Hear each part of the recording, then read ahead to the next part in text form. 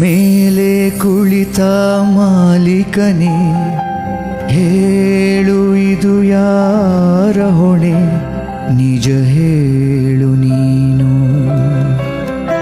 ಇದು ನ್ಯಾಯವೇನು?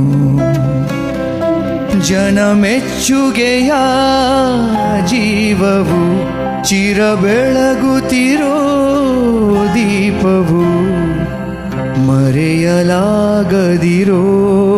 ತಾರೆ ಮನದಾಗಸದಿ, ಕೊನೆಯ ಕಾಣದಿರೋ ತೇರೆ ಬಾಳ ಪಯಣದಲ್ಲಿ. ಆ ಬ್ರಹ್ಮ ತೋಚಿದ್ದು ಗಿಚ್ಚುತ್ತಾನಮ್ಮ,